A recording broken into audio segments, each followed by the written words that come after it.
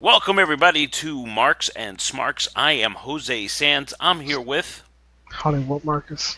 and And Big Ralph. we're here to talk about wrestling, what could have been, or this week in wrestling, what could have been, what should have been, and what was. This week in wrestling, we saw a independent, well, I don't know if you'd say it's an independent, but a solo promotion with the Cody Rhodes and the Young Bucks doing their all-in that's emanating from Chicago, selling out in 29 minutes. Now, listening to all the other podcasts is actually get Cody Rhodes to come on theirs. We got him saying how they're very surprised they're putting on a great match card. It's going to go with whatever storylines are out there on their independent scene. It's a 10,000 stadium arena, sold out. Do you think this is just a one-off, or are they going to try to go and do a promotion? It sounds like Cody thinks this is a one-off, maybe a two if he decides to do another one later to see if he can. What do you guys think? Going in Chicago? I think it depends on if either him, the Young Bucks, or Kenny Omega go to WWE. I think if any of them go to WWE, this is a one-off. But from what I understand, it's a 4-day event, and they actually have a whole podcast event to go along with it. So it's like one of those WrestleMania weekend type of things, and that garners a lot of money. So if this one is a success, especially with the tickets selling out within 30 minutes, I don't see why they wouldn't want to do it another year. Well, I don't see why not. I mean, they're putting it in one of the biggest wrestling towns in what do you call it? Chicago, which is like just a huge wrestling town. They love wrestling. They're there. I mean, there's all these rumors. Punk's going to show up. This person's going to show up. Who knows if that's true? But I think they're going to pull it off. I think it's going to be a great show. It's going to have that WrestleMania feel. Will they do it again? I don't know. Can they keep it up is the question. I don't think so. I think they should just keep with the promotions like ROH and New Japan and keep doing that independent circuit. I think it was just them saying, oh yeah, Meltzer said we can't do this. Well, we could do it. Oh, is someone calling? No, I had to reset my phone. Oh. So, I mean, I'm interested. I don't know if it's going to be televised or anything like that, if they're going to do any type of streaming service. It sounds like they're trying to figure that out still, like they still have a lot of ways to go. But I am excited to see what they can pull off and if it's going to be a great show. I think Cody's going for the NWA title. Oh, yeah? I don't know. From what I heard, is Cody versus Nick Aldis for the NWA heavyweight title. I heard they were still trying to figure it out, so. And I think Okada's going to be there. Yeah, Okada, Omega, everybody's going to be there. He went all out. It's like the Jericho Cruise. I wonder if Jericho's going to be there. They're going all in. Yeah, they're going all in. Hell, even Green Arrow's going to be there. Stephen Amell? Yep. Well, yeah, because Green Arrow is a fictional character, so the gentleman who played him will be there. Well, it could be the guy who plays Diggle. He also played Green Arrow at one point or another. Or it could be Roy Harper. Okay, but I didn't say Roy Harper. I didn't say Diggle. I said Green Arrow. No comment. You guys got not know your people? Okay, never mind. We also saw an interesting tweet from the one boss, Sasha Banks. Sasha Banks sent a tweet responding to the Revival, who appeared at an NXT live event when the Undisputed Era came out and said they challenge anybody in the back, and of course the Revival comes out to a losing effort. She puts out a tweet saying, next time, take me. Is that looking like Sasha Banks is just not happy with the way her story arc is going and is putting out like a disappointment type thing and sending herself out? Or is it just like one of those tweets just to say, hey, I would have loved to be at that event, just to be like a surprise? I wouldn't be happy either if I was her. I would want to go back to NXT. What are you saying, Big Ralph? I didn't say anything. Oh, I thought you said something. No, you were talking. I was waiting for you to finish. Oh, well. There's just a bunch of politeness here. I'm so happy. If I was Sasha, Which makes so much interesting podcasting at this point. No, you chose me. But if I was Sasha Banks, I would want to go back to NXT because she had more notoriety there. She had better matches there. She actually did good stuff there, and she's not being really used right now. And I don't know what's happening with her and Bayley is kind of like it's been on hold, and I'm just waiting for them to actually go ahead. It reminds me watching a drama. It's like the will they, won't they, but instead of will they or won't they get together, it's will they or won't they split up. Yeah, it's like they do it, and then they don't do it, and do it. I'm just like, dude, just make up your mind on the storyline. Like, what are you trying to do? You know? I don't think they know what they're trying to do with them. But she better be careful, because if she keeps tweeting that way, they'll probably, like, bury her even more, so... I think it was just interesting that she mentioned it. I think it's kind of one of those, take me with you as a joke, kind of not really stating that she wants to be. I think people just blew it out of proportion because, it's a tweet. It can be interpreted any which way you want it to be. So, you take that tweet and go, hey, she wants to go back to NXT, when really she probably just said, hey, it would have been nice to be a surprise, for challenging the belt. You think she could beat Baszler? It's not for me to say. I mean, in that situation, you have a main roster come down. Does she do the honors? Does it go to a no contest? I would do a no contest. I mean, Zack Ryder was main roster. He went back to NXT and got worked. So, I mean... Yeah, that's true. Sin Cara, same thing. Yeah, we're talking about people who really don't matter. Ha. Oh my God! You're saying Zack Ryder doesn't matter? The man is a former U.S. champion, a former tag team champion, former Intercontinental champion. You're saying he does not matter? Those were pity wins. Cesaro had his match against Sami Zayn when Sami Zayn that's true. They had like NXT. a 2 out of 3 fall or something like that, right? Yeah, but Cesaro can like transcend these brands. It's okay. What? How could you say that about him, but not about Zack Ryder? Because Zack Ryder's garbage. Wow. Come at him. Come at him, Zack Ryder. Come at him. He's garbage, and he lost Emma, so... Yeah. Now he has that other girl, Chelsea Green. I don't know who she is, so she doesn't matter. She's coming down to SuperCon, so she will be at Florida SuperCon. Mm-hmm. I'm not going to meet her. I probably won't even go. Wow. You're just a ball of negativity today, aren't you? I'm not negative. You're just cranky. How it is. Is this cranky Marcus today? I ain't cranky. I'm drinking wine. So it's drunk Marcus. I'm not... Dude, I only had like 2 sips. Relax. Sounds like you need to relax more than I do. I'm trying, sir. Well, Ronda Rousey, who just came to the WWE, is earning herself a little bit of a reputation. But that reputation is actually good. They're saying that her attitude is 100%, no negativity, love doing what she's doing, hard worker, she's absolutely not stuck up, no ego, everybody seems to like her. Is this the kind of attitude you're supposed to have in the WWE? I think so. So, I think coming in, that's the right attitude. You don't want to step on people's toes. Not only that, you got to respect the business that you haven't come from. You're trying to get yourself in.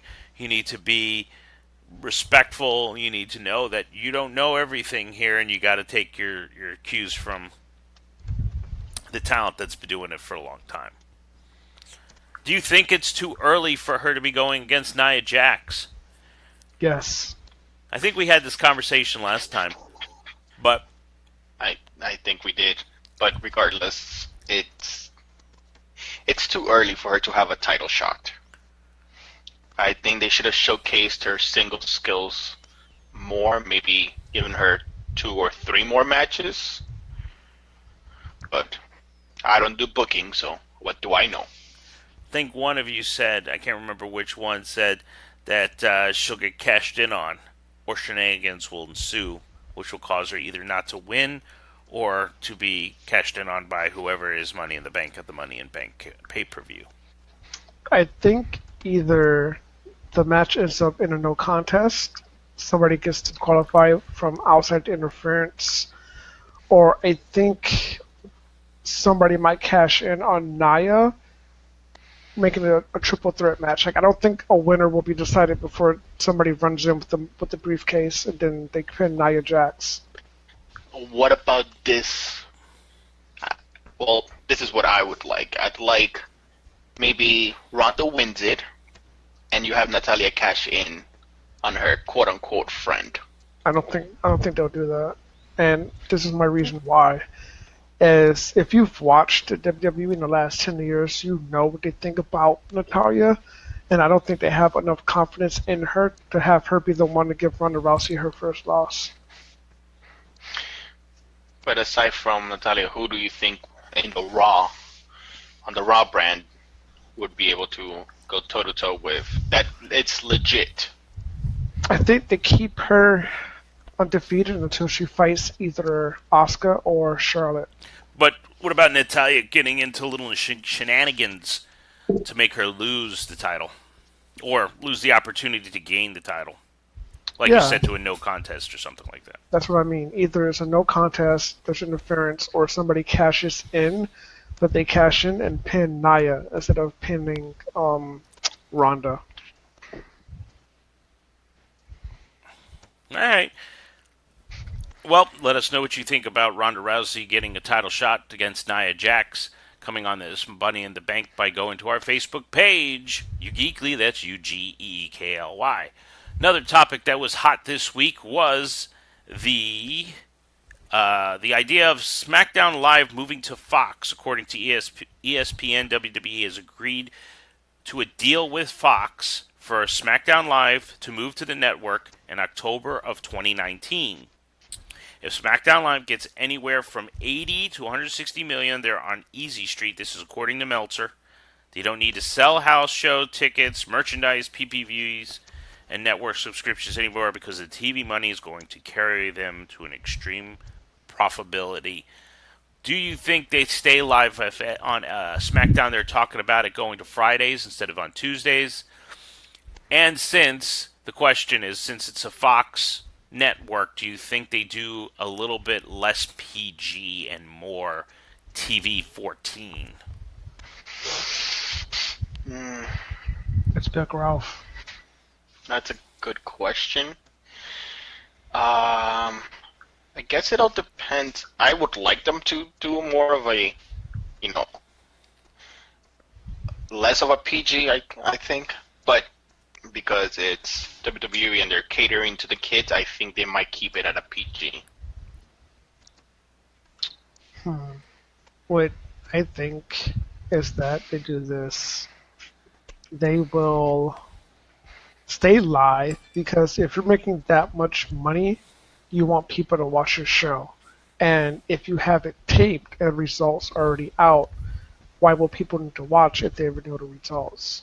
So it stays live, and I think because they don't have to worry about ratings or what people think so much because it's guaranteed money mostly for I think 5 years, you can be a little bit more edgy and you can do a little bit more. So I think they go a little bit more edgy, and I think it stays live. Do you think in that case that SmackDown becomes the main show instead of Raw, since you have a different type of audience, you could do different type of things? Fox probably would want like a Ronda Rousey on that brand to boost those ratings. I think Vince has too much pride to let that happen because Raw has always been his baby. But, I mean, you never know. He might decide, hey, SmackDown's the place to be because now it's on Fox. So, I guess we have to wait and see on that one. I'm thinking no, at least initially, but we'll see. Now, one of the things that did come up, because it's coming up soon, or one of the ideas of I have no clue where I'm trying to go with this. Can you tell I'm tongue-tied? I know that both of you had decided that you wanted some XFL merch. Well, I'm here to tell you guys that there's going to be XFL merch. I'm not buying that shit. What are you talking about? Look, XFL was ahead of its time. People weren't ready for it. That's why it folded the way it did. We're bringing it back. We're going Sure. strong. You need to get the merch I'm because still not ready for it. if you get the merch, I am guaranteed that will be some type of collector's item sometime down the line. Is the original What? what? I am good. Is I the don't need original? XFL. Yeah, me and Ralph don't. We don't have time for that, man. Well, come on, it's XFL. You should be excited. Something different, not like what's going on with the NFL nowadays. The only X I care about is the crotch shop. So yeah, no, Well, that might come to Fox. exactly. No XFL, no fake football, no Canadian football. I don't even care about American football. What about arena football? Nah, it's all Nah, it's all right. crap. Gentlemen, I have a question for you. Do you guys like things that are longer? What the hell kind of question is that? Well, do you like things to, do you like longer things? Do you like things to be long? I'm rephrase I that. don't know how to What do you answer mean? that. I mean, do you like, longer, I don't know, wait times? Do you like No. longer pay-per-views because that's what you're getting? I'm glad you phrased it as such because I was Yeah. Well, I just want to let you guys know, if you hadn't heard already, that now that they're going to one pay-per-view per month with a dual brand, we are now extending the normal 3-hour pay-per-view to 4 hours, which is not including the Big Four, which is probably going to go over 4 hours with a kickoff show of 2 hours before that. You got 7 hours on the Big Four. You probably got 5 hours on the regular ones. How much wrestling do you think you guys can handle? Not that much.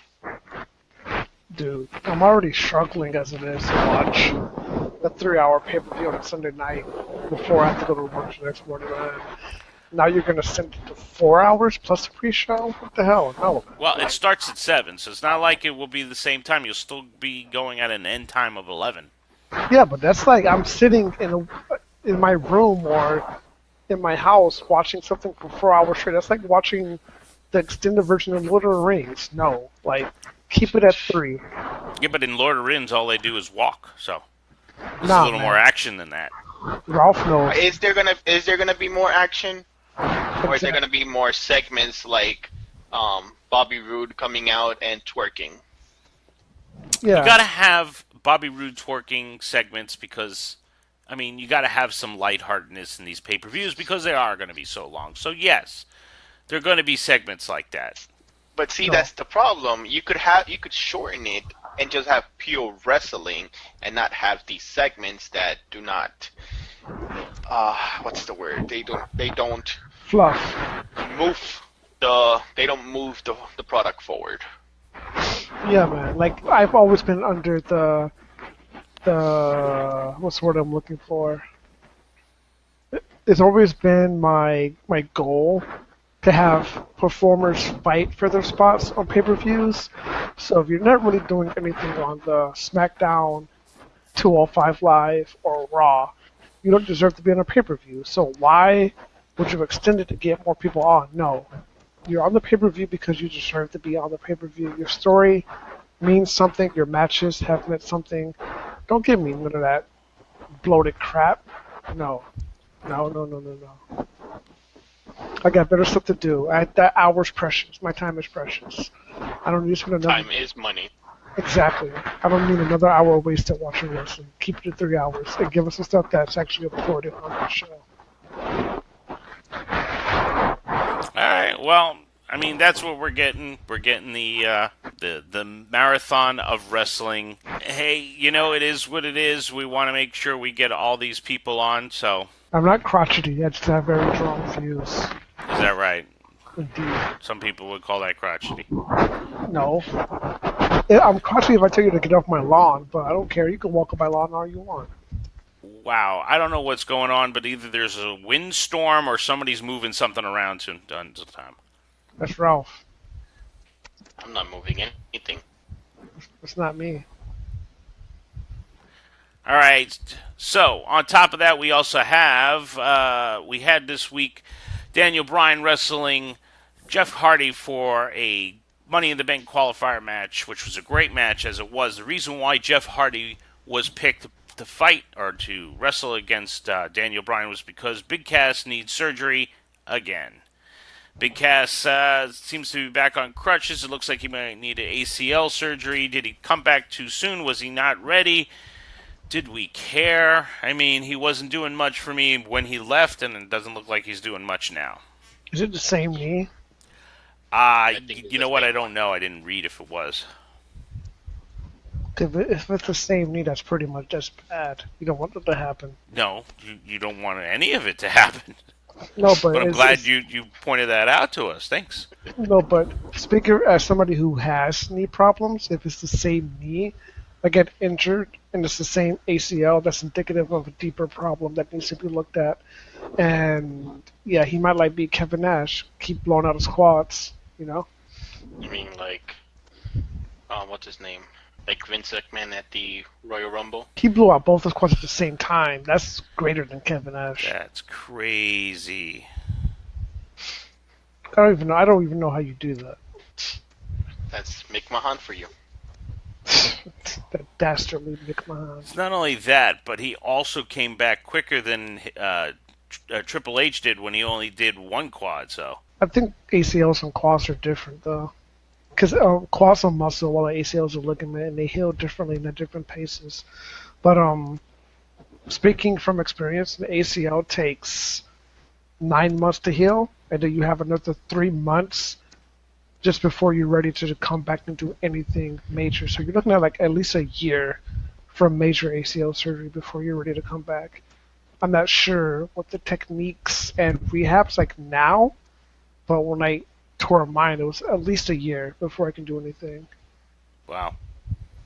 Well, we wish him a speedy recovery because even if he doesn't come back or he can't wrestle or whatever the thing is, just to have that type of injury and that type of setback must be hard for somebody to try to come back from again. Carmella wishes him a happy recovery too. Oh! Why is that a no? I don't understand. Oh, okay. I mean, is there hard feelings? Do they not like each other? I don't know. He didn't want to get married, so Carmella said bye. Okay, well, that doesn't mean she wishes him ill will. Did I say ill will? I said. Well, you're kind of saying that. Don't put words in my mouth and don't imply and don't assume, because when you assume, you know what happens. You're an ass? Out of you and me, and I'm not an ass. Well, let's talk about Raw and some of the things that happened. We had a match between Roman Reigns and Kevin Owens coming out of a segment where Stephanie Mann, lo and behold, comes back from oblivion, I guess, because, she hadn't seen her since, I think WrestleMania. The female. No, the Raw after WrestleMania. Oh, the Raw after WrestleMania. So she comes out, says that they don't do favorites. Of course, Kevin Owens comes out, says they do favorites. Well, not really, of course, because, even though he called her and he got in the match and everything, but they don't do favorites, of course. So you got a match between Roman... Huh? He called her to get his job back. We have a pretty good match between Owens and Roman. Then all of a sudden, Jinder Mahal comes out, interferes, causes Seth Rollins to come down to help out his buddy Reigns, which you get on a tag team match, which shows Reigns and Rollins defeating Owens and Mahal. I thought that whole segment was actually really good, bringing Rollins out there, actually take some of the heat away from Reigns. What do you guys think? Are they doing this again just to get that negative reaction off of Reigns again by teaming up with the Red Hot Rollins? Didn't see this match. Was watching Supergirl.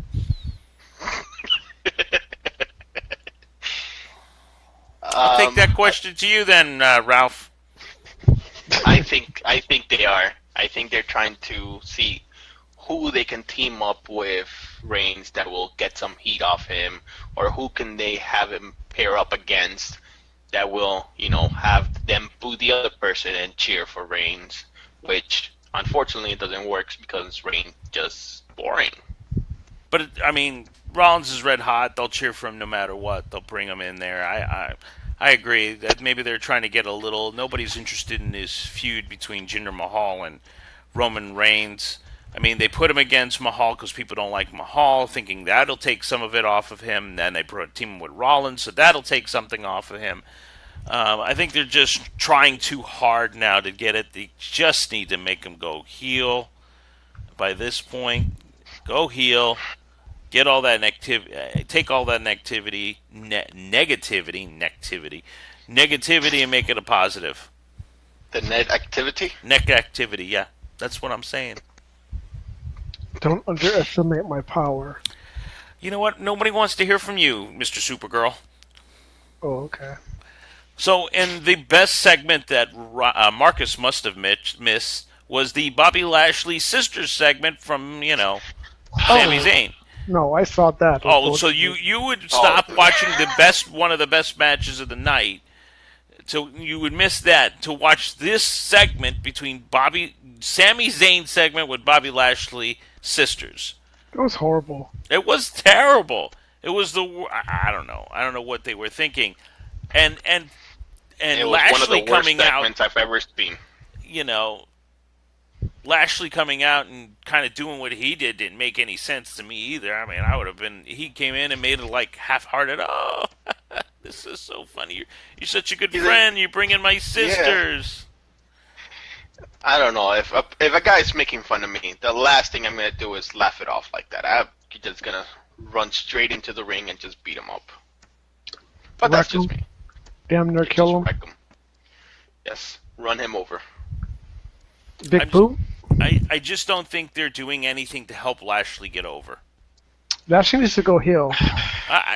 Whether he's heel or not, he doesn't look like he should. He should be more dominant than what he is. They're putting him in a program with Sammy because Sammy can pull off a good match with pretty much anybody. I don't mind that because I like heel Sammy. I just don't know why they did this segment. They're trying to personalize. It was poorly done. And go ahead. Oh, they're trying to personalize him, give him a personality, so people latch on to him and have a reason to root for him. But it's not working the way they want it to because they're just doing stupid stuff. And I'm just like, come on, man! Like, really? Is this what we've come to try to get people over? Like, no. And as much as it's as good as Sami Zayn is, and his role as being obnoxious and like a brat, nothing he did could have saved this segment. It was just doomed from the start. Yeah, it was pretty much doomed from the start. And I didn't appreciate it. No. They came out and it was like it's a train wreck. It's so bad, but you still want to watch to see what's going to happen. I didn't know, dude. No, after the first minute, I was like, nah, man. That's it? You just went, nah, man?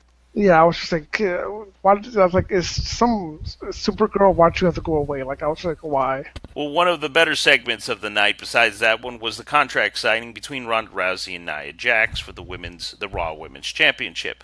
This showed not only the villain not being Ronda Rousey or Nia Jax, but Stephanie McMahon, who presided over the ordeal and did a great job of setting the plot up, as so to speak, by instigating the whole thing in between, which is the reason why Stephanie McMahon is a phenomenal heel. Did you expected somebody to go through a table or get knocked out, and they didn't do that for the first time on a signing like this segment? What did you guys think? You don't want to give away any type of physicality between the two this early. You don't want to do that. Yeah, but I kind of missed the physicality. I would have liked to see that going. Maybe they'll do that later on. There's still 3 weeks left. There is. But I would have liked to see Ronda try to put Nia through the table. Feels like she did to Triple H. Say that for the last week, I think. For the going home? Yeah, if you do it now, you give away too much, and then it gets old too quick. So, yeah, just have them stare each other down, talk to each other, be menacing to each other. But I don't think they should actually touch until either a week before or the actual pay-per-view itself. Yeah, we got a few weeks to go into this, so they can have a lot of different segments going on to make that feud a little bit more. I don't think anybody really wants it to happen. Like we all like Ronda and we all like Nia, and it's interesting, and we're like, ooh, is it a little too soon? But there's no build up. There's no history. We don't know anything about these two. Why do these two not like each other? They just gonna fight. So I think they need to put a little more story behind it, and I'm hoping that in the next couple of weeks that will help them out. Now I have a question for you guys. All right. Did it seem like they're trying to make Nia heel, or was that just my interpretation of it? I don't I know. think Steph is trying to figure out which one of them has the Steph gene, meaning which one of them will go heel. But it worked. It worked.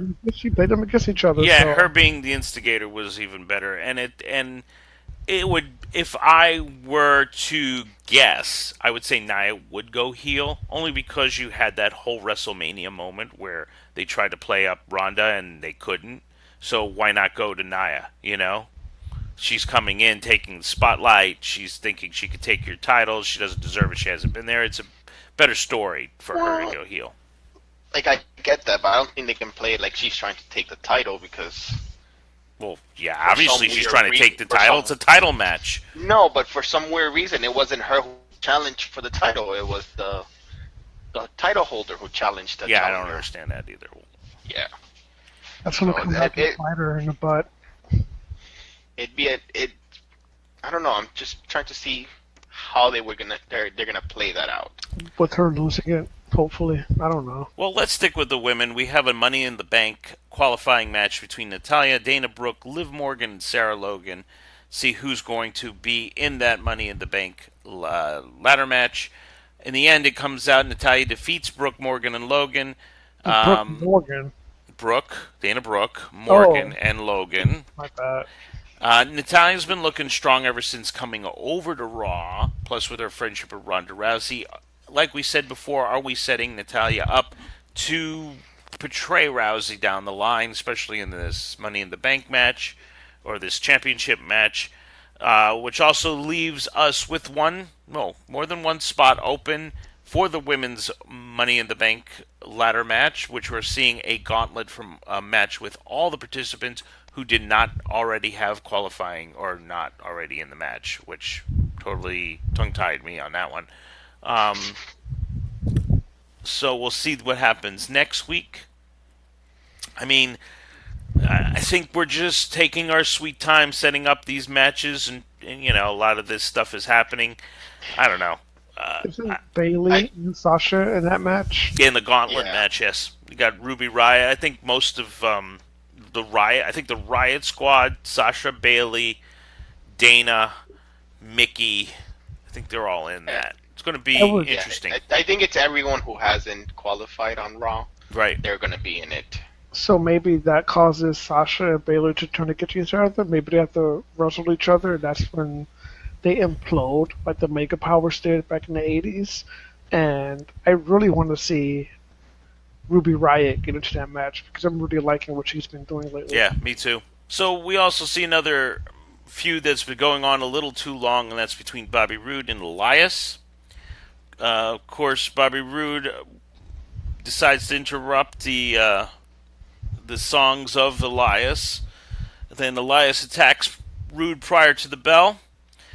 Roode comes back. Then all of a sudden, Elias beats Roode with I don't even know, what, drift away I think it's called? Yes, his finishing move. Right? So, I mean, Elias gets the win. Roode is in the Money in the Bank match. Who's this benefit? Nobody, really. It's just a throwaway match. I think Elias needs more, and I want him to have more. He's really good. I know, but I feel they're burying Roode. Roode can get buried. He hasn't done anything in the main roster to warrant him deserving his spot. And why does Elias? The what? Why does Elias deserve a spot? Dude, he's more entertaining than Bobby Roode is. Okay, but I mean, I guess he is. Then face Bobby Roode. Then We face need heel Bobby Bobby Roode, who's coming to make Raw glorious. Just bring back beer money, man. I want I think that. they're missing- I think They're that would be missing fun. his partner. Yeah, but they could get him. He's not doing anything. I don't even think he's in TNA or Impact anymore. He's not. So let's move on to the main event, which was the best match of the night, which I actually have to say made Finn Balor look like a great. I mean, he worked the big man. The big man looked like he could actually lose to Finn Balor. So Finn Balor versus Braun Strowman. We saw them fight Dolph Ziggler and Drew McIntyre, who's one of my new favorite tag teams, I have to say. They decided to put them against each other, see who's the best. After the match, which Strowman won. Strowman didn't beat him down like he usually, kind of put him in the corner, kind of helped him up, screamed, and walked away, showing a little bit of respect. Do you think that was a good move, or should he just been the dominant monster that he always has been and just wrecked Finn? Nah, because then you go heel, because Finn is a definite face, so you don't want Braun Strowman going heel at this point. I mean, Technically, Braun Strowman does heelish stuff. But it's all the time. I mean, he walked out and just freaking shoulder blocked Elias. I mean, come on. but that was hilarious. Come on. That But was. he did it against a heel, though, so it's okay. Yeah, but I mean, that. How is a face supposed to just go, hey, you know what? I'm just going to shoulder block somebody. What's the difference it's between that and Stone Cold walking to the ring, stunning everybody, and just walking out just because he felt like doing it? Oh, that's true. I'll give you that. Well, they saw Stone Cold coming out. It's like, come on. The music hit, and he just ran into the ring. This one was like out of nowhere. Yeah, he just. I think trucked him. I think Elias was actually turned around. He was looking at the ring, if I'm not mistaken. Mm-mm. And last minute he turned and it's like boom onto the floor. Damn near killed him. Yep. So that was Raw. Great. What was the best match of the night? I'm saying Finn and Braun. What do you guys think? Yeah. Close second was Roman and Owens. I can't say that because I didn't see it, so the last match. All right. So that was Raw. Let's move on to. Oh, Ralph, I'm sorry. I kind of cut you off, man. No. I like actually when the tag team of Rollins and Reigns instead of Roman and Owens. I can go back and watch Could it, go but either way. anybody but Roman. So let's talk about SmackDown Live. SmackDown Live started off with Miz TV. Miz TV trying to figure out and get the scoop on who in the New Day is going to be in the Money in the Bank ladder match. Is it Xavier Woods, Kofi Kingston, and Big E? We don't know. Miz was on fire. Actually, I think it was Ralph who said it might be Monday Night Rollins, but it is definitely Miz SmackDown. It is. I don't know. It's I didn't see that match. Hokage Miz SmackDown. Hokage. Yeah, that's what Xavier Woods called them. Hokage Miz. What did it? Because of his outfit. Yeah, He was in his get-up, yeah. in his Naruto outfit. I like He it. looks more like the red Ninja Ranger. The Red Ninja Ranger. Okay. Yeah, I guess. There is such a thing. No, there is. I'm just trying There to is. picture it, but I don't remember him having that type of outfit. But maybe you're right. I didn't really No. pay attention to the Power Rangers and Ninja Force or whatever it was called. It was more of a close get-up, like it was full cover everywhere. I don't know. I didn't see it. I was watching Flash. So you didn't see The first hour of anything, the did first you? hour of anything because you were watching a different show. Exactly. So glad to have you here on the podcast talking about wrestling you haven't seen. Well, if you did see it, you would have saw that Miz is so over that he got the whole crowd to say Miz and Mrs. Miz and Mrs. So he pretty much had them in the palm of his hand. New Day comes out. They're joking around, trying to confuse Miz, make it like they don't know who's gonna be in it, or, going that thing. And then when Miz does, what did he do? I forgot what caused it, but they ended up throwing pancakes at Miz, saying shame. which was kind of funny. Ridiculous. Ridiculous, but ridiculously funny. You think it's ridiculous, but I found that segment to be funnier than any of the other segments on Raw. Listen, SmackDown especially the Bobby Sane segment. I watch wrestling for wrestling. I watch it for the grand, noble, and ancient sport of grappling. I don't watch it to see people throw pancakes at each other. I don't have time for that. Okay, so in that we heard that Miz said that he could fight any of the New Day, and so they decided to put him in a match between Big E, which was actually a pretty good match. Miz wins by pinfall. Kingston, the bar comes out with a little bit of shenanigans, but one of the highlights of that match was Kofi Kingston jumping off the steps onto Cesaro's shoulder and launching himself into Sheamus. What the hell, man? How does this guy not have a title of some sort? Is he CrossFit Jesus? I don't know what he is, but whatever he did was just... I mean, that's Rollins. Obviously, Cesaro helped him, but damn. He's talented. I don't even know if Cesaro helped him. I think he did it off the shoulders. He did it off the shoulders, but you could see Cesaro kind of like get himself ready to take it. I watched it a couple times because I was curious how he did it. I was like, damn, how did he just like the timing on that is just ridiculous. It's impeccable. Oh, Can you do that? huh? Can you do that? I cannot do that. I can't even jump on the steps, so that's how bad it is. Oh wow. I have to teach you then. You have to teach me, Sensei. Indeed. And I am sensei. So, a surprise that happened this week on SmackDown Live was a Money in the Bank qualifier match for the women, and it was Lana versus Billie Kay, one of the Iconics. Lana comes away with a pinfall via somewhat of a distraction of Aiden English and Peyton Royce and all that shenanigans going out. Billie Kay gets kicked in the face, goes into the ropes, comes down with, I don't know what that's called. I'm going to call it it used to be called the X Factor. Aiden got everybody saying Lana Day, sang a song. I mean, I'm liking it. I refuse to speak on this match. You saw this match. I refuse to talk about it. Well, okay. It was kind made of a this whole weird thing match. saying that you don't want to see segments, you want to see wrestling. This is a wrestling match, and you're not commenting on it. Lana beating Billie Kay in a wrestling match is preposterous. We are on the verge of Mr. and Now- Mrs. Money in the Bank. Oh, good. Now, is that as preposterous as Carmella beating Charlotte? No, because that was actually a good match, and she was a legit pretty good beat match. her. But this right here, Well, nah, man, you know, Billie Kay lost her focus. But you know- That's what they're going with. She lost. there's no way Lana. I'm sorry, I can't say that with a straight face. Lana can't hang in a ring with Billie Kay or Peyton Royce. We know this. Apparently, she can.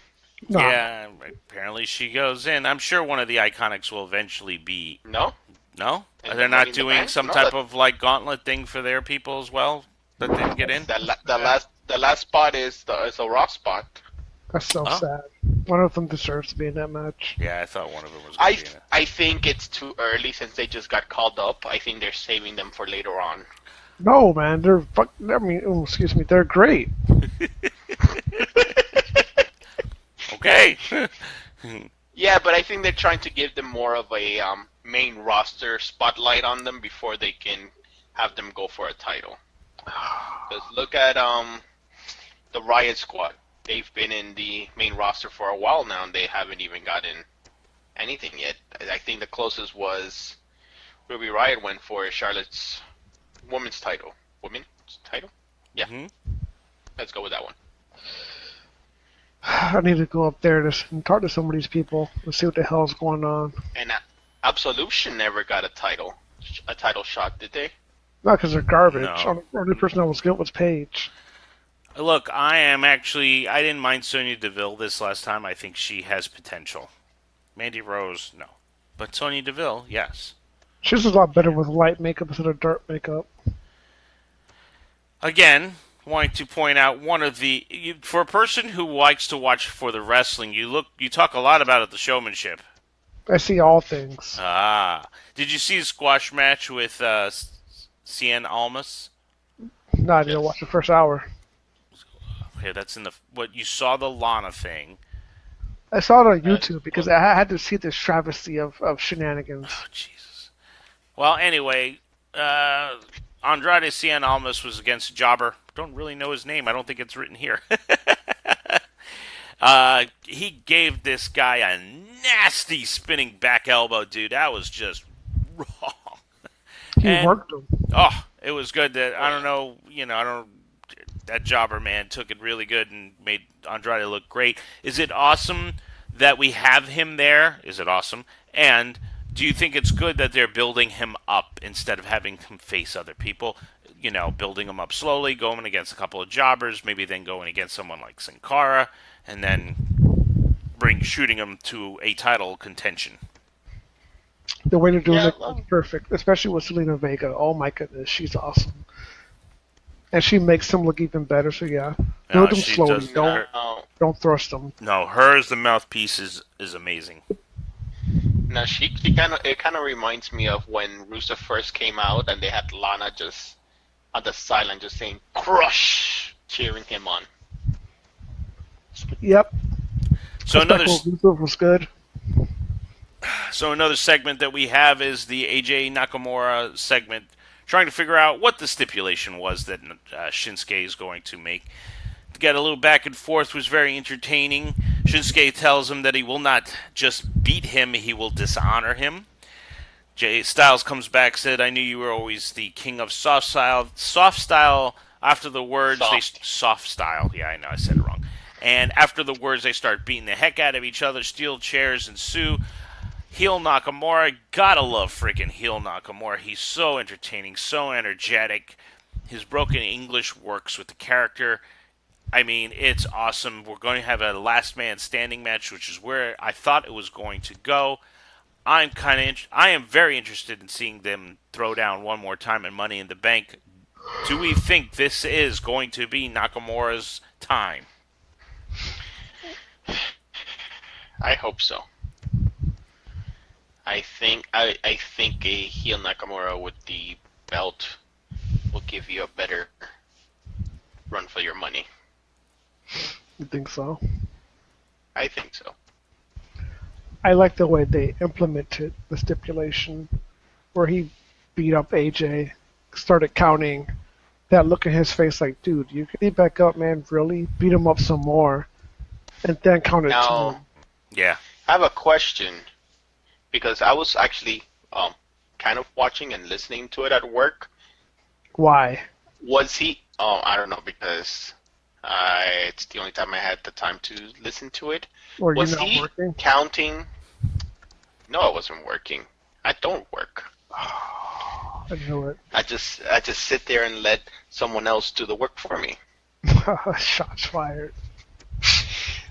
Now, was he counting in Japanese or was he counting in English? Because I could barely hear. English. It was English. He could have done both. I mean, you would never know. I would know. You would know because you could hear, even though you're not there. No, but I know how to count in Japanese. Oh, excuse us, Mister. I'm well-rounded, but yet, I don't like entertaining stuff in my wrestling. Mr. Trilingual. I'm not even. You speak Well, English, Spanish, and Japanese. don't it? Well, I wouldn't say Spanish. I say bad stuff in Spanish pretty much. That's And pretty you're much all you like need to fluent say in Spanish. Japanese. Not fluent, but I know enough to get by. By little help with my friends. Yep.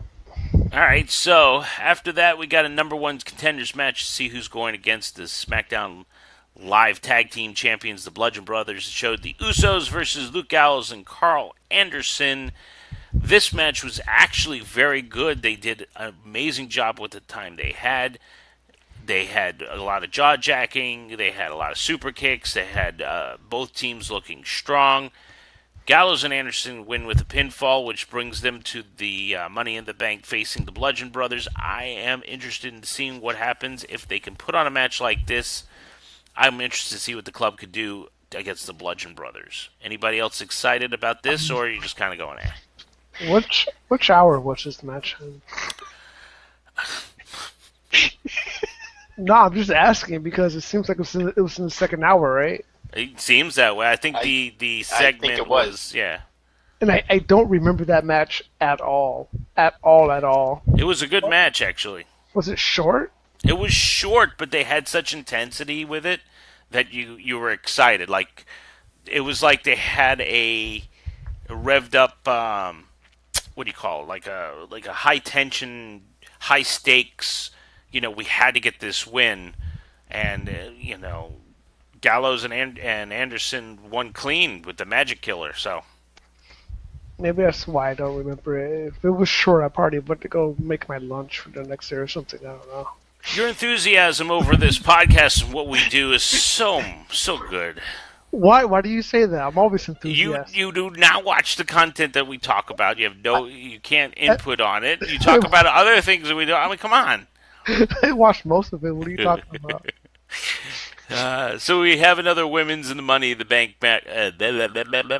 We have another women's. Oh Jesus, Ralph. Women's. Money in the Bank qualifier match between Naomi and Sonya Deville. That ended up with Naomi win by pinfall, and now she's part of the ladder match. Naomi does a split, on the mat, does her kick. She does some good stuff. I mean, it wasn't a bad match, it wasn't a good match, it was a decent match. But the best match of the night was Jeff Hardy, the United States champion, versus Daniel Bryan. That match was also to see who faces Samoa Joe. This is a great consolation prize. You win, you fight Samoa Joe. To see who one of those qualify for the men's Money in the Bank ladder match.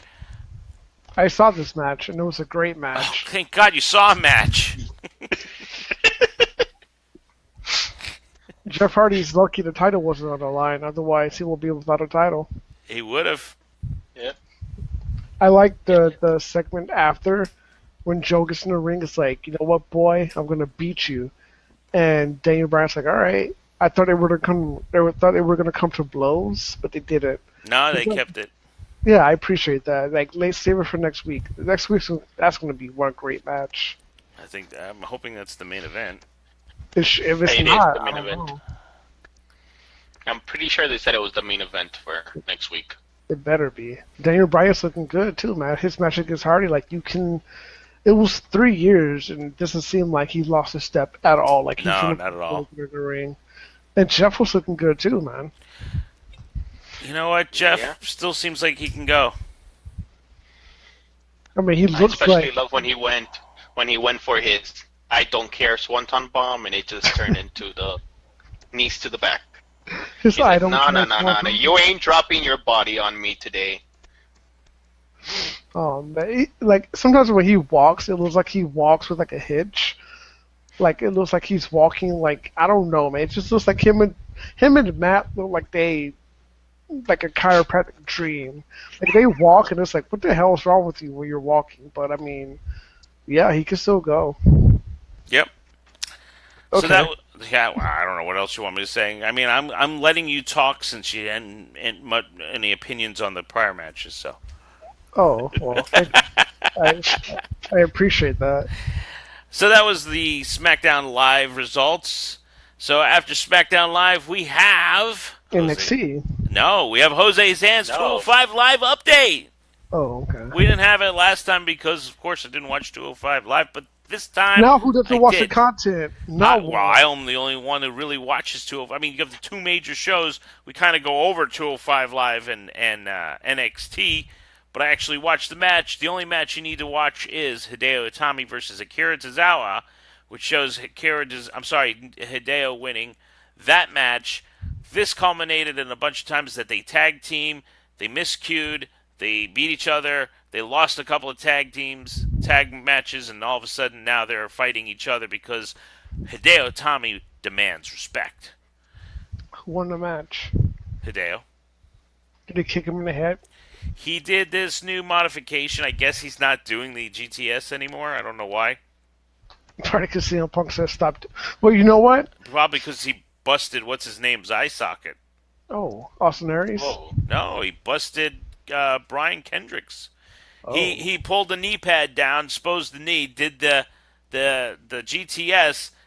You could see it. His knee, the ball of his knee, I don't know what that's called, goes The right into the kneecap? guy's eye, man.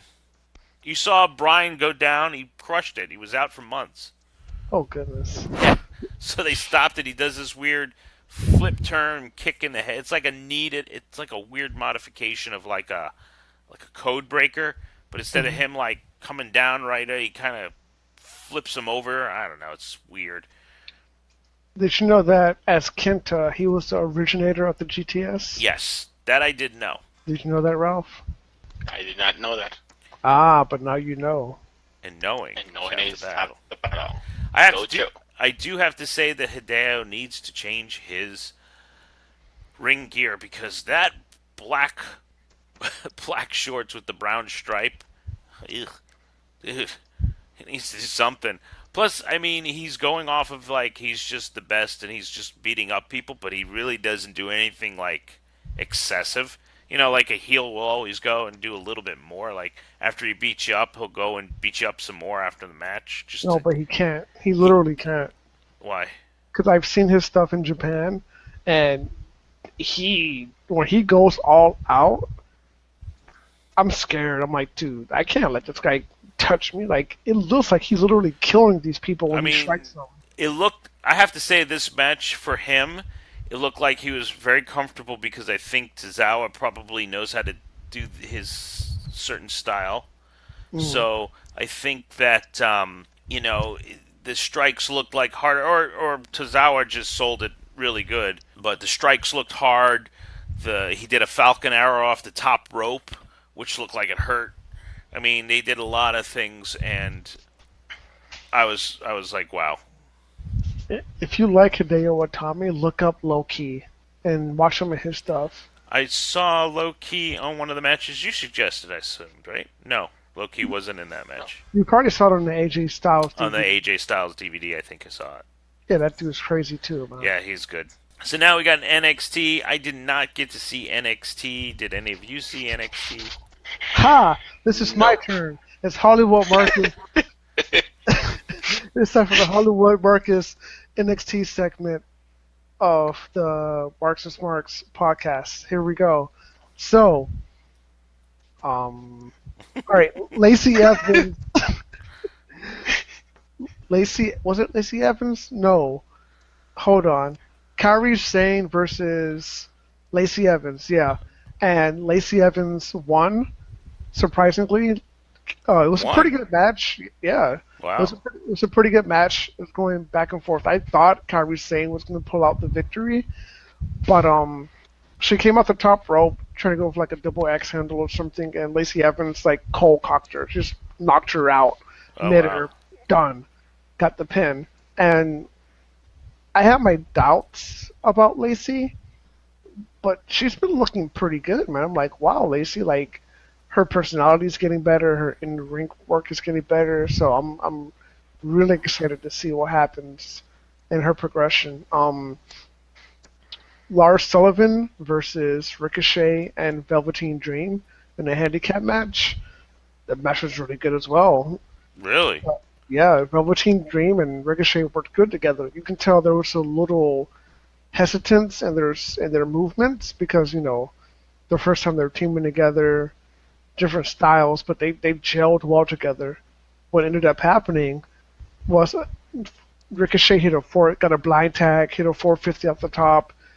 I guess Velveteen Dream didn't like it, gave him that cartwheel Death Valley driver, rolled out of the ring and be like, don't screw with me. I told you not to screw with me. Lars Sullivan comes in, gets him a freak accident, and he wins the match. And Wow. they could have had it. They could have had it, but, that damn Velveteen Dream, man. So, in the future, you're going to see Velveteen Dream versus Ricochet. Probably at a takeover, I'm guessing. And I'm calling it now. It'll probably be match of the night. Wow. Okay. Oni Lorcan and Danny Burch versus Undisputed Era for the tag titles. They announced that. Aleister Black is going to be on the show next week. Johnny Gargano came out, and I guess he was going to announce his retirement. And the crowd, worked him up, hyped him up. Candice was looking at him like, no, please, no. And then Johnny was like, you know what? That's it. I'm done. I'm gonna fight. I'm gonna do this. Calls out Ciampa.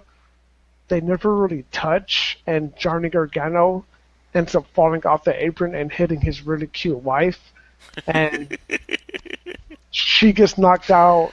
And now Johnny's like, oh man, I knocked out my wife. It's my fault. And yeah, that's your NXT minute with Hollywood Marcus. Well, if you have any comments or questions or inquiries about what happened this week in wrestling on either NXT, 205, SmackDown, or Raw, please let us know in the comment section on Facebook. Say, hey, we like this part, we didn't like this part. We'll either tell you, hey, you're stupid or you're not. You probably won't even respond to your email. I don't know. One of us is watching that thing, isn't it? I'm watching it. You're watching it. You posting anything on it? Yeah. Let's not go into how you post more on your personal weird geek things than you do on the You Geekly site. Oh, I'm sorry. Hey, man, Ralph has control of it too. So do you. I know. Yeah, and Ralph will be posting this weekend. Oh yeah, Ralph's going to MegaCon in Orlando. You know, my one stipulation, if you ever want to work at our job again, is that you do not send me a picture with you and Amy Jo. To send you a picture of Amy Jo? All right. She's tiny. We already established that in one of the episodes where we tried to see if her and Alexa Bliss were the same height. And they're close. Wait, who was taller? I think she was. I think Amy Jo was like by a foot. By a foot? Not a foot, an inch. Sorry. Okay. So every week, one of us picks a current or old school match for us to review, and that match is the main event of the week. This week was Hollywood Marcus, who doesn't watch wrestling, or doesn't watch it for the segments, but only for the wrestling. Marcus, Hollywood, what did you pick this week? This week, I picked, from 2016, Kazuchika Okada, the champion, the IWGP champion from New Japan, versus the challenger, Tetsuya Naito. And I picked this match because I heard about Naito, and I heard good things about him. I already knew about Okada, but this was like my first introduction into what Naito could really do. So I watched it. I didn't know anything about the match beforehand. I just knew that I saw Okada and Naito in the same match. I figured, hey man, let me watch this. So Okada was the champion coming into the match, and the link I gave you guys for the English doesn't show the ring introductions, but Naito's character is so intriguing because if you guys don't know, New Japan, what they do is they send their top stars on excursions, which means they go to different organizations or different countries, wrestle for maybe a year or two, and they come back to Japan. So Naito went to Mexico, and in Mexico he developed his tranquilo style, which is like he takes his time, he doesn't really listen to authority, he does whatever he wants to do. Like if you watch his ring entrance, he comes in like a full suit, and then in the ring before the match starts, he just takes his time, he takes the suit off, and the referee's like, come on, hurry up. The rest of his opponent's like, dude, what are you doing? You're taking too much time. And he just looks at him like, whatever, I'll do what I want to do. Is it a suit like Cesaro used to, or just like an actual full suit? Like a suit.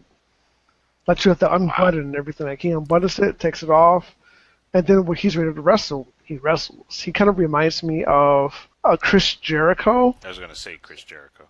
Yeah, he reminds me of like a Japanese Chris Jericho, or maybe a Miz with his swagger, just with better wrestling.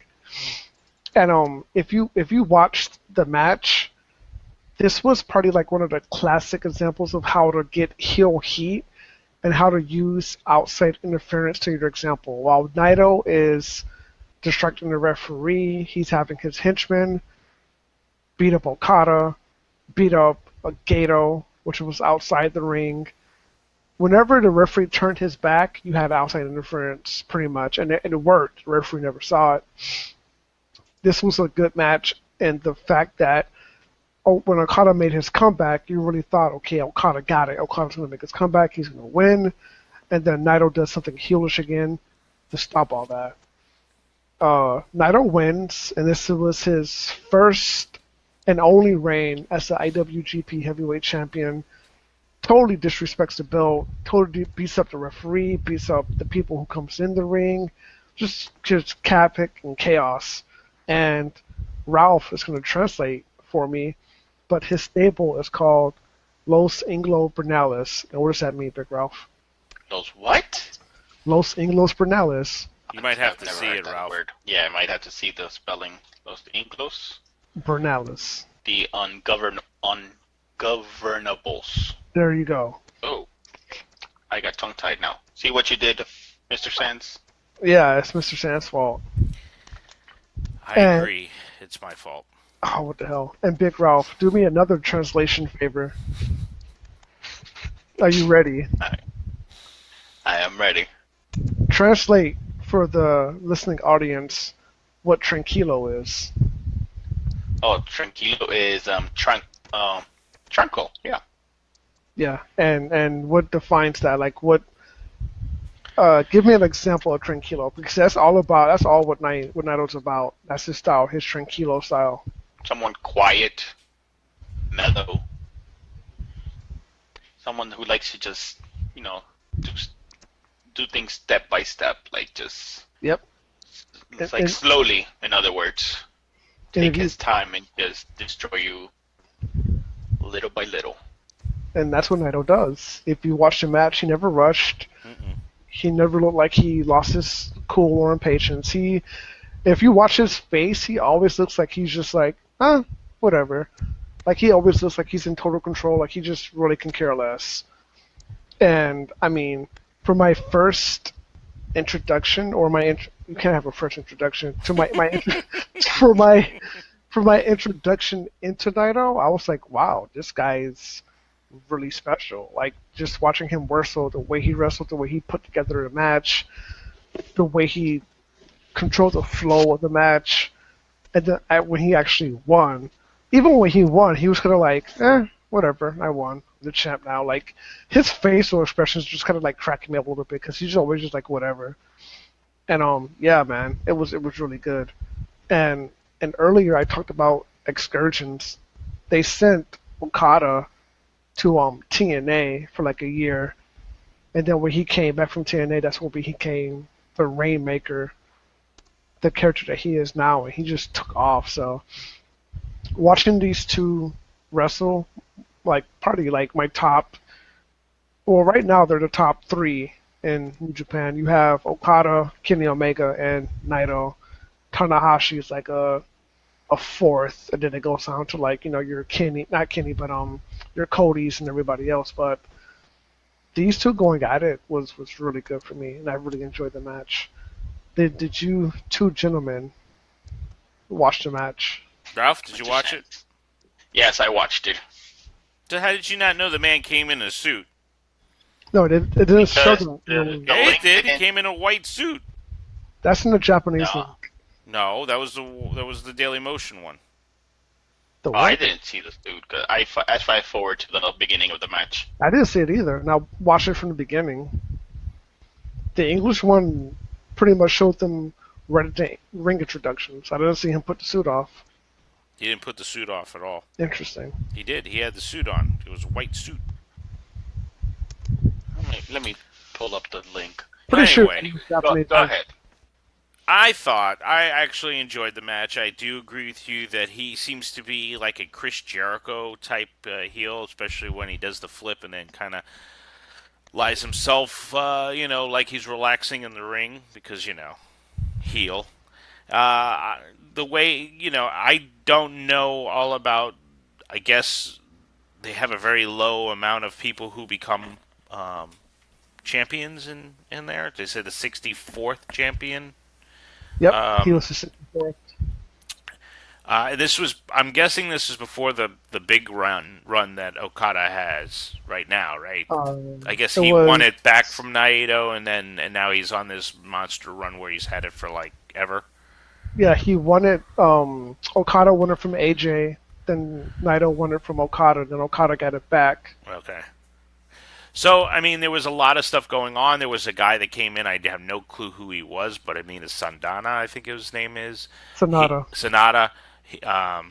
He comes back. There's a lot of shenanigans in it. Their faction comes in it. Then they do a whole ceremony. It was kind of interesting, I have to say. Match itself was great. Like you said, took their time. It always seems that it's interesting to me how a running drop kick when they're down below causes them to have like a minute or two where they're just not like they're hurt.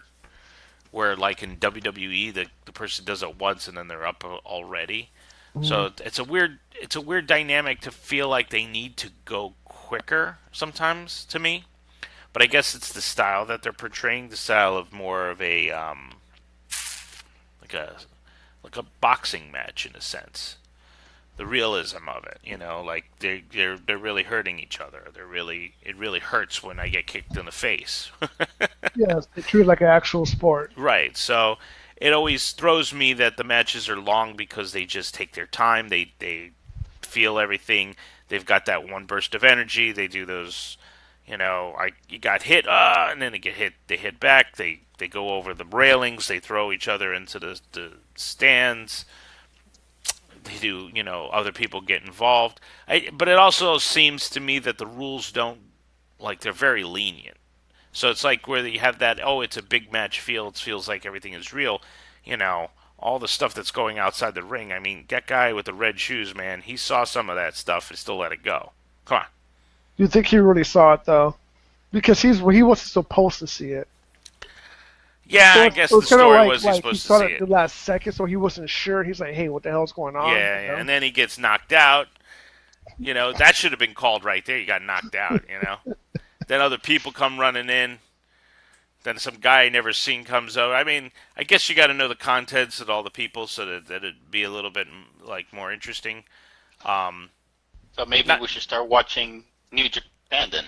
Yeah, I mean it's something we've always talked about is watching New Japan, but it seems like the thing to watch is the WWE stuff. So that's why we talk about it. That's why we watch the it, most except sustainable for stuff. when Supergirl and Flash are on. We don't watch it then. Yep. And Arrow. And Arrow.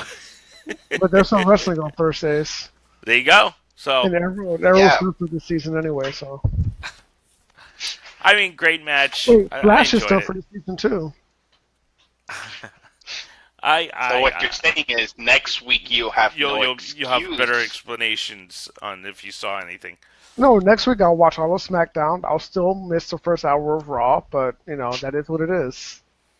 Supergirl takes precedent. You know this. I don't know. I don't have anything else to say. Good match, entertaining, different. It was a great match. I didn't mind it at all.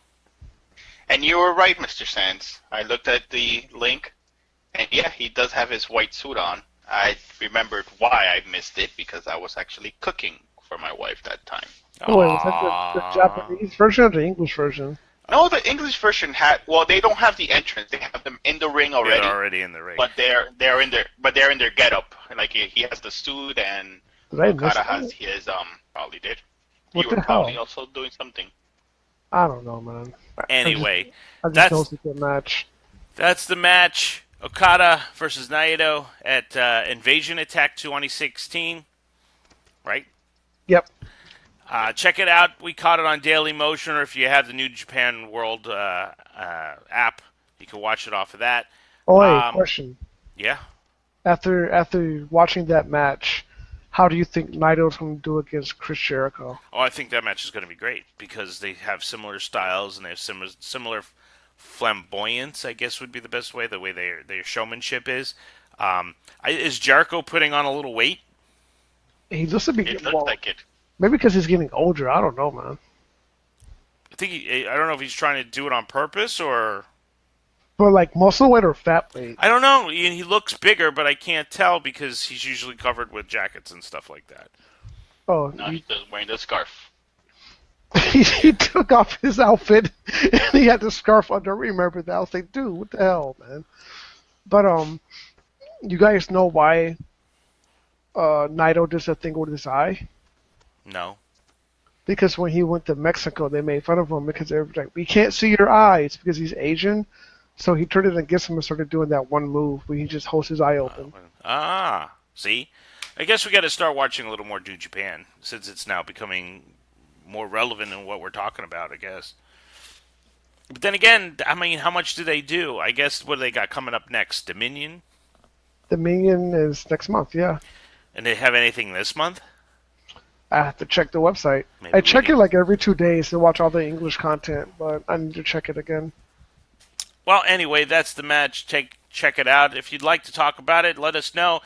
We're part of the Unique Geek Network. Look for us on the website, which you can comment on this match or anything that we talk about this week in wrestling at ugeekly.com. That's ugeekly.com. Follow us on Twitter, Facebook, and Instagram, everywhere that matters. We are on Podbean and Apple Podcasts, so please subscribe and leave a comment. Let us know what you think. Tell us know what we can do better. Until next time, I'm Jose Sands. I'm here with...